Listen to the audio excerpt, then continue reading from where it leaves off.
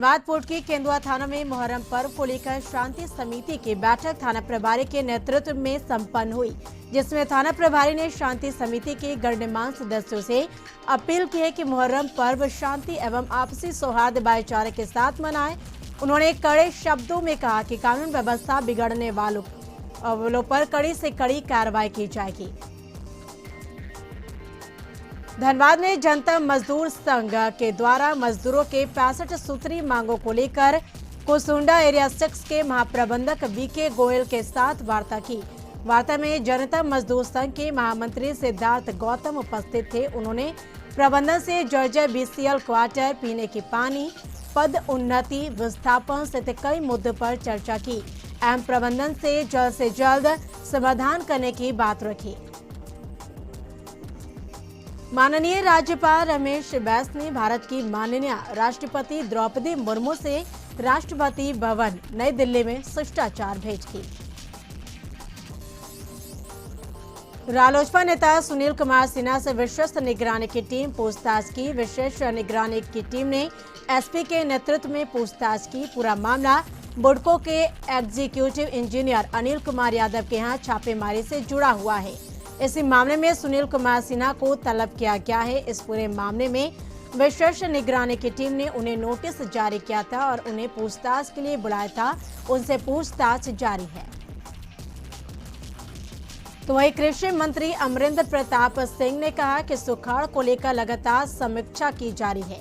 सभी इलाकों में सिंचाई के लिए 16 घंटे बिजली आपूर्ति की जाएगी। उन्होंने कहा डीजल अनुदान के लिए आवेदन लिए जा रहे हैं। सभी जिलों को इसको लेकर निर्देश दिया गया है। एक किसान को 6,000 रुपए का डीजल अनुदान दिया जाएगा।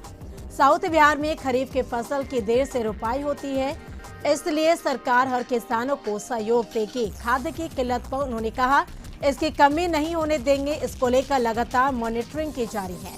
उन्होंने कहा कि डिमांड के अनुसार 75% खाद उपलब्ध है। जल्द ही केंद्र सरकार से डिमांड की जाएगी। गंडक नदी के साथ ही बगहा पहाड़ी नदियों का कहर भी जारी है। 2 पंचायतों के 22 गांव पहाड़ियों नदियों के जलस्तर में वृद्धि के बाद टापू की तरह घिर गए हैं। स्थिति यह है कि जान जोखिम में डालकर नदियां पार करना मजबूरी है। बाइक को भी कंधे पर उठाकर गांव के कुछ युवा जरूरी कार्य के लिए जाते दिख रहे हैं। बारिश के बाद गंडक नदी के साथ ही कई पहाड़ी नदियां उफान पर है। एसएसबी की तरफ से निचले इलाके के लोगों को ऊंचे स्थानों पर जाने की अपील की जा रही है। नेपाल के तराई इलाकों में पिछले 2 दिनों से बारिश के कारण बगहा में गंडक नदी का जलस्तर तेजी से बढ़ रहा है। गंडक नदी के सीमावर्ती गांव वाल्मीकि नगर के चकदहवा, झंडोटोला, बीन टोली व कान्हा टोली के लोगों को ऊंचे स्थान पर जाने के लिए कहा गया है, क्योंकि वहां रात तक बाढ़ का पानी घुसने की आशंका बढ़ गई है। शाम तक 2,70,800 क्यूसेक पानी गंडक नदी में छोड़ा गया है। पूरे इलाके में माइकिंग के जरिए ग्रामीणों को अलर्ट किया जा रहा है कि गंडक नदी के जलस्तर में भारी वृद्धि हो रहा है, लिहाजा सभी लोग बच्चों को लेकर सुरक्षित एवं ऊंचे स्थान पर चले जाएं। गंडक बराज डिवीजन के कार्यपालक अभियंता सुबोध चौधरी ने बताया कि तराई इलाकों में लगातार बारिश होने की जानकारी। उन्होंने कहा कि गंडक बराज कंट्रोल रूम को हाई अलर्ट पर रखा गया है। बगहा में एक तरफ जहां गंडक नदी के जलस्तर में बढ़ोतरी हो रही है, तो दूसरी तरफ लगातार बारिश के कारण पहाड़ी नदी मस्तान तांडव मचाना शुरू कर दिया है। मस्तान नदी के जलस्तर में वृद्धि होने से रामनगर प्रखंड क्षेत्र के उत्तरांचल स्थित बलुआ, पथरी, डुमरी, सिंघाई गांव का आवागमन पूरी तरह से ठप हो गया है, जिसको लेकर ग्रामीणों में डर का माहौल है। खेतों की कटाव भी जारी है। गंगा नदी का जलस्तर लगातार बढ़ रहा है, लिहाजा कुर्जी और दियारा इलाके में रहने वाले पशुपालक और सब्जी की खेती करने वाले किसानों को काफी नुकसान हुआ है। सैकड़ों एकड़ सब्जी की फसल पानी में डूबने के कारण पूरी तरह से बर्बाद हो गए हैं। यहाँ के किसान और पशुपालक अब ऊंचे स्थान पर शरण लेने को मजबूर हैं।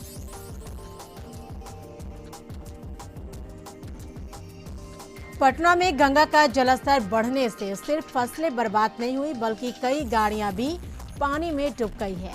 दरअसल गांधी मैदान थाना इलाके से यातायात नियमों का उल्लंघन करने वालों की जब्त गाड़ियां बास घाट के पास रखी गई थी, लेकिन नदी का पानी बढ़ने से बास घाट इलाके में पानी भर गया है। लिहाजा जब्त गाड़ियां भी पानी में डूबकर फिलहाल सड़ रही है। गोपालगंज में उमस भरी गर्मी के बाद शुरू हुई बारिश ने जहां लोगों को राहत दी है, वहीं सदर अस्पताल की व्यवस्था पोल खोल दी है। झमाझम हुई लेकिन बारिश के कारण सदर अस्पताल में जलजमाव की स्थिति उत्पन्न हो गई, जिससे मरीजों व उनके परिजनों को काफी समस्याओं का सामना करना पड़ रहा है। पानी भर जाने के कारण किसी तरह मरीजों को पानी में घुसकर आवागमन करना पड़ रहा है। सदर अस्पताल में पानी लगने की सूचना मिलते ही नगर परिषद के कार्यपालक पदाधिकारी संदीप कुमार सदर अस्पताल पहुंचे। उन्होंने कहा कि पंप लगाकर पानी को जल्द ही निकलवाया जाएगा। सरकारी स्कूलों में रविवार की जगह शुक्रवार को छुट्टी होने का मामला बिहार में भी सियासी रूप ले रहा है। केंद्रीय मंत्री गिरिराज सिंह के बयान पर जेडीयू कोटे के मंत्री जमा खान ने पलटवार किया है। जमा खान ने गिरिराज सिंह को नसीहत देते हुए कहा है उन्हें इस तरह का बयान नहीं देना चाहिए। दरअसल गिरिराज सिंह ने इस मुद्दे पर कहा था कि स्कूलों में शुक्रवार की छुट्टी उचित नहीं है, बल्कि यह एक संप्रदाय के लिए शरिया का कानून है। खाद्य आपूर्ति मंत्री लेसी सिंह ने कहा केंद्र सरकार के फैसले के बाद पहले से कम मात्रा में गेहूं दिया जा रहा है। गेहूं के बदले लोगों को चावल दिया जा रहा है। अभी लोगों के द्वारा कोई शिकायतें नहीं आ रही हैं।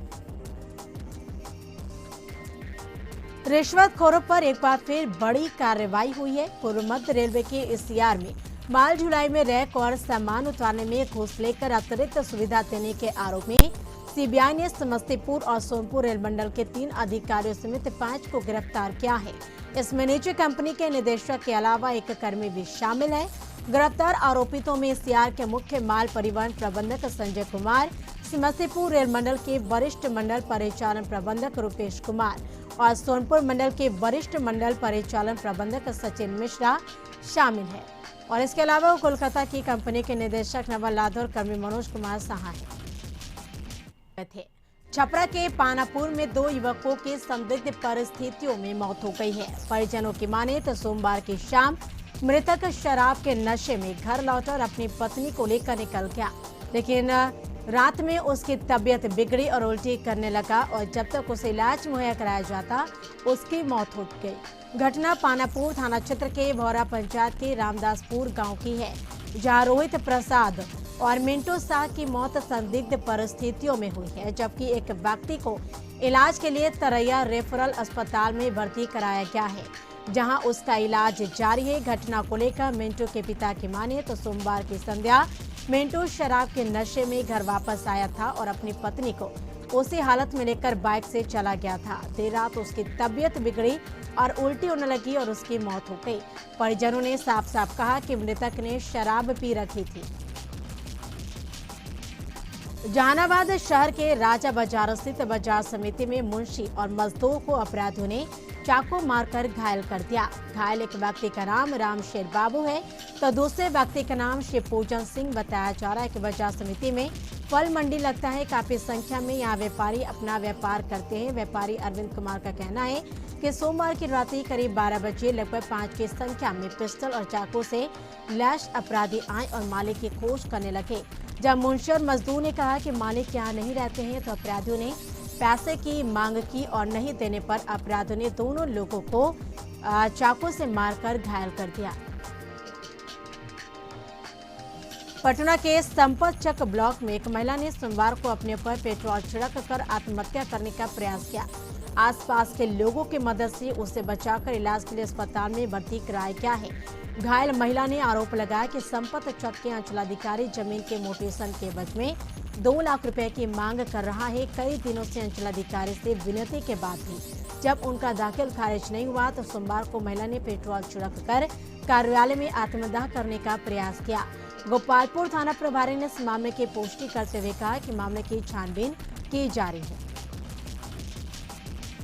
समस्तीपुर में रेल हादसा हुआ, जहां मालगाड़ी के 2 डब्बे बेपटरी हो गए। घटना समस्तीपुर बरौनी रेलखंड के बीच समस्तीपुर स्टेशन के पास यार्ड की लाइन संख्या 9 की है। समस्तीपुर में थाना हाजत में गिरकर एक युवक गंभीर रूप से जख्मी हो गया, जिसके बाद आनन फानन में उसे इलाज के लिए सदर अस्पताल में भर्ती कराया गया। आरोपी युवक की गंभीर स्थिति को देखते हुए उसे डीएमसीएच रेफर किया गया।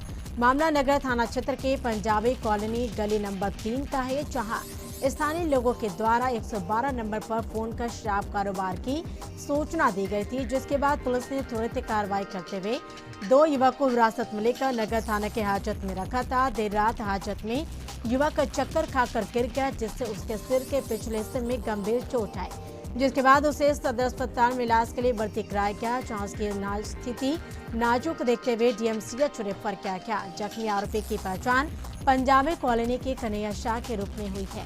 घटना के बाद से पुलिस महकमे में हड़कंप मचा हुआ है। वहीं डीएसपी मौके पर पहुंचे मामले की जांच में जुट गए हैं।